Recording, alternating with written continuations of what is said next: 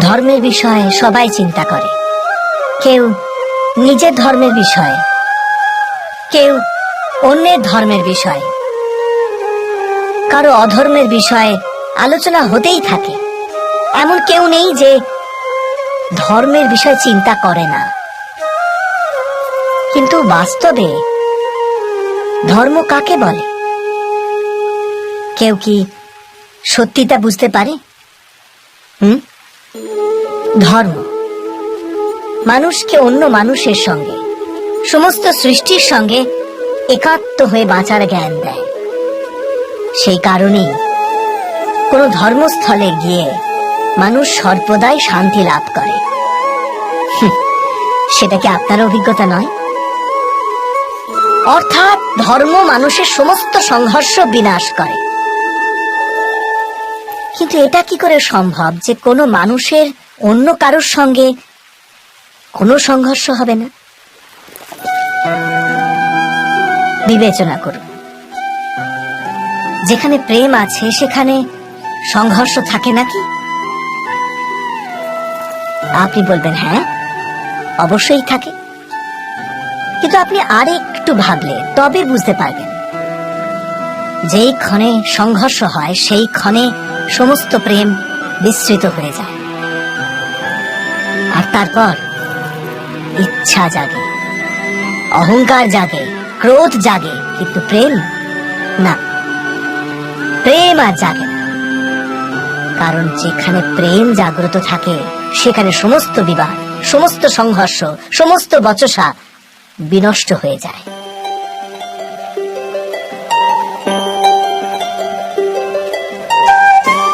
যদি তেমনি প্রেম সমগ্র বিশ্বের জন্য জেগে ওঠে, তবে কেবল মানুষ নয়, পশু পক্ষীদের জন্য, ঘাসের কণার জন্য যদি হৃদয়ে স্নেহ থাকে, তবে কি ক্রোধের আর কোনো কারণ বাকি থাকে?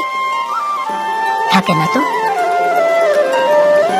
এক ব্যক্তির হৃদয়ে অন্য ব্যক্তির জন্য যে প্রণয় থাকে, সে প্রণয় যদি সমস্ত সৃষ্টির জন্য জাগে, তবে তাকে করুণা বলে। করুণা অর্থাৎ সমস্ত বিশ্বকে গ্রহণ করা, সবকিছুর জন্য কেবল স্নেহ, আর কিছু নয়। কোথাও কারোর জন্য কোনো হীন ভাব নয়। করুণাই হলো বাস্তবে সমস্ত ধর্মের সার। ধর্ম যদি বৃক্ষ হয়, তবে করুণাই তার মূল, তার শিকড়। কিন্তু বারবার এমন পরিস্থিতি উপস্থিত হয় যখন মানুষ ধর্মের এই মূলকেই ভুলে যায়, কিছু নিয়ম, কিছু পরম্পরাকে গোড়া ভাবে চেপে ধরে থাকে। আর করুণাকে তো ভুলেই যায়। আর এই জগৎ ভরে ওঠে সংঘর্ষে, ঈর্ষায়, শোষণে, ক্রোধে, বিবাদে, অর্থাৎ অধর্মে। আর তখন পরমাত্মাকে অবতার ধারণ করতে হয় মানুষকে বাস্তবিক জ্ঞান প্রদান করার জন্য। মহাভারতের কথাও সেই সময়ের কথা, যখন কিছু লোক পরম্পরাকে ধর্ম জ্ঞানে পালন করত, আর বাকিরা অধর্মে পরিপূর্ণ ছিল। ক্রোধ, বিবাদ, উচ্চাকাঙ্ক্ষার ঘূর্ণিঝড়ে আবৃত হয়ে ধর্মকেই নাশ করছিল। ব্যক্তির প্রতি স্নেহ ছিল, কিন্তু সমস্ত বিশ্বের জন্য স্নেহ ছিল না হৃদয়। এ জগতে করুণা ছিল না। সেই কারণেই আমি অবতার ধারণ করলাম।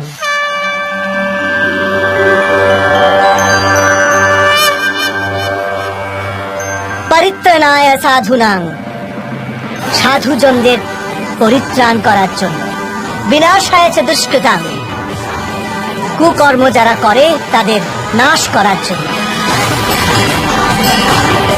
ধর্ম সংস্থাপনার্থায়, ধর্মের স্থাপনা করার জন্য। আমি বাসুদেব কৃষ্ণ। যখনই মানুষের জীবনে কোনো বিরূপ পরিস্থিতি আসে, তখনই মানুষ ঈশ্বরের কাছে প্রার্থনা করে, ঈশ্বরের সম্মুখে মিনতি করে যেন সে পরিস্থিতি থেকে নিস্তার পায়। কিন্তু এই প্রার্থনার বাস্তবিক রূপ কেমন হয় সেটা কি আমরা কখনো বিবেচনা করেছি? প্রার্থনার অর্থ হলো নিজের সমস্ত আকাঙ্ক্ষা, সমস্ত চিন্তা, সমস্ত সংকল্প বিকল্প, সমস্ত পরিকল্পনা ঈশ্বরের চরণে দান করা। অর্থাৎ নিজের কর্মের ফল কি হবে সেই নিয়ে চিন্তা না করে ধর্মের অনুরূপ কর্ম কর। ঈশ্বরের পরিকল্পনাকেই নিয়তি বলে মেনে নেওয়া, সেটাই তো প্রার্থনা, তাই না? কিন্তু ঈশ্বরের সমস্ত পরিকল্পনা বোঝাটা সম্ভব কি? সেসব পরিকল্পনা তো আমাদের কর্মের পরিণাম স্বরূপ প্রকাশ পায় সর্বদা। কিন্তু যদি কেউ সব কর্মকেই ত্যাগ করে, সেটা কি প্রকৃত প্রার্থনা? বাস্তবে কর্মই জীবন, আর ফলের প্রতি মোহ না করাই সত্যিকারের প্রার্থনা। যে প্রার্থনা কর্মের পথে বাধা হয়ে দাঁড়ায়, মানুষকে কার্যই করতে না দেয়, সেটা প্রার্থনা না পরাজয়? স্বয়ং বিচার করবেন শ্রেষ্ঠত্বের অর্থ কি। শ্রেষ্ঠ হওয়ার অর্থ হলো অন্যদের চেয়ে অধিক জ্ঞান অর্জন করা। অর্থাৎ গুরুত্ব এই বিষয় নয় যে কত জ্ঞান স্বয়ং অর্জন করলো কেউ, গুরুত্ব এই বিষয়ে যে লাভ করা জ্ঞান অন্য ব্যক্তিদের চেয়ে অধিক কিনা। অর্থাৎ শ্রেষ্ঠ হওয়ার ইচ্ছা জ্ঞান প্রাপ্তির বাসনাকেও এক প্রতিযোগিতা বানিয়ে তোলে, আর প্রতিযোগিতায় বিজয় শেষ বিজয় হয় না।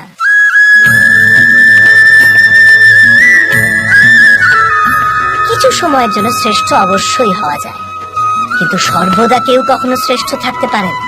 তারপর আবার অসন্তোষ, পীড়া আর সংঘর্ষের সৃষ্টি হয়।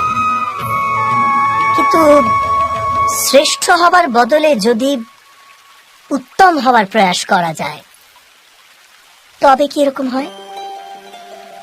উত্তমের অর্থ হলো যা যা প্রাপ্ত করা যায় সেই সমস্ত অর্জন করা, কারোর চেয়ে অধিক লাভ করার ইচ্ছা থেকে নয়, শুধুমাত্র আত্মার তৃপ্তির জন্য কিছু অর্জন করা। উত্তম হওয়ার পথে অন্য কারোর সঙ্গে প্রতিযোগিতা থাকে না, স্বয়ং নিজের সঙ্গে প্রতিযোগিতা হয়। অর্থাৎ উত্তম হবার চেষ্টা যে করে সে কখনো না কখনো সমস্ত জ্ঞান অর্জন করে ফেলে, প্রয়াস না করেই সে শ্রেষ্ঠ হয়ে ওঠে। কিন্তু যে শ্রেষ্ঠ হবার প্রয়াস করে সে শ্রেষ্ঠ হোক বা না হোক, উত্তম কখনোই হতে পারে না।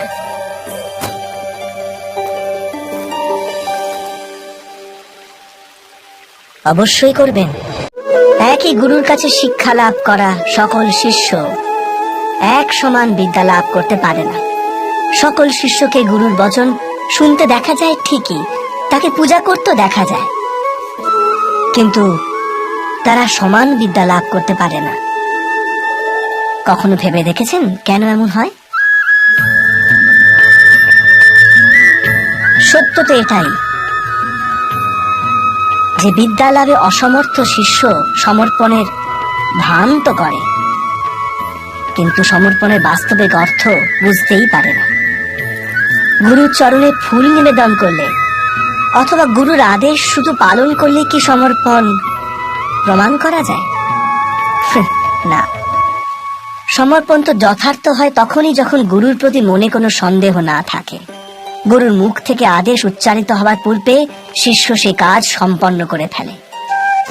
গুরুর ভাবনার সঙ্গে শিষ্যের ভাবনা এক হয়ে যায়। শিষ্য যতক্ষণ নিজের গুরুর মধ্যে ব্রহ্মা বিষ্ণু মহেশ্বরের রূপ না দেখতে পায়, ততক্ষণ তার সমর্পণ সত্য হয় না।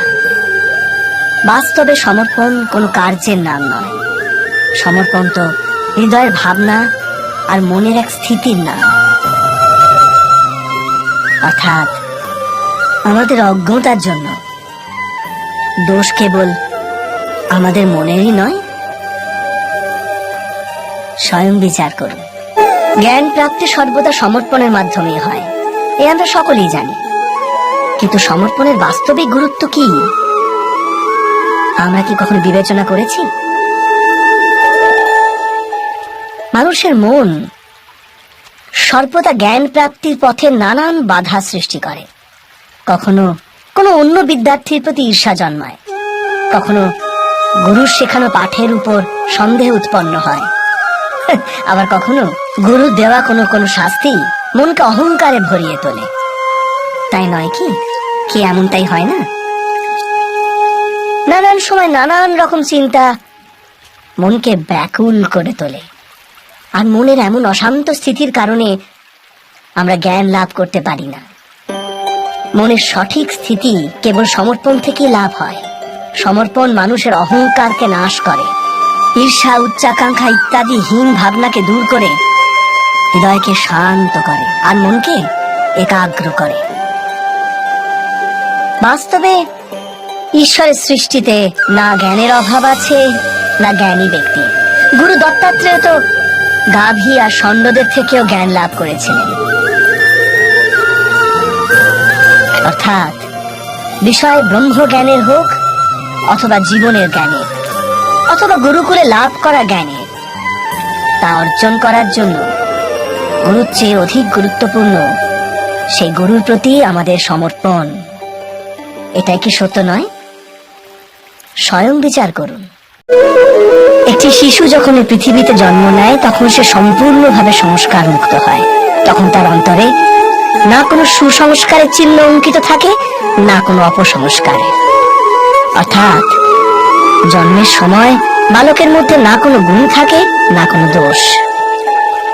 তবে দোষ অথবা গুণ কিসের ভিত্তিতে লাভ হয় আমরা কি কখনো ভেবে দেখেছি? যে কথা মাতা পিতার মুখে নিরন্তর শোনা যায়, সেসব কথাই তাদের সন্তানের হৃদয়ে সংস্কারের রূপ নেয়। যেমন কোন গ্রামে নদীর তট অব্দি একটা আলপথ আপনি নির্মিত হয় কেবল সেই পথে বারবার চলার দরুন। অর্থাৎ মাতা পিতার হৃদয়ের ইচ্ছাই তাদের সন্তানের হৃদয়ে দোষ অথবা গুণ হয়ে জন্ম নেয়। এটাই কি সত্য নয়? কিন্তু তবু যখন তাদের সন্তানের মধ্যে কোনো দোষ দেখা যায়, তখন মাতা পিতা আশ্চর্য ও দুঃখিত হয়ে পড়েন। মাতা পিতা হৃদয়ে এই প্রশ্নই করে যে তাদের সন্তানের মধ্যে এই অপসংস্কার এলো কেমন করে। সত্য তো এটাই যে মাতা পিতা নিজের সন্তানের মনে অজান্তেই অপসংস্কারে বীজ রোপণ করেন, যা তাদের সন্তানের হৃদয় ভূমিতে কুশিক্ষার বৃক্ষ হয়ে মাথা তোলে। অর্থাৎ নিজের সন্তানদের সুসংস্কার আর ধর্মপরায়ণ করে তোলার আশা রাখে যে মাতা পিতা, তাদের সর্বপ্রথম তাদের নিজের হৃদয়ের ইচ্ছার উপর নিয়ন্ত্রণ রাখাটা অনিবার্য নয় কি?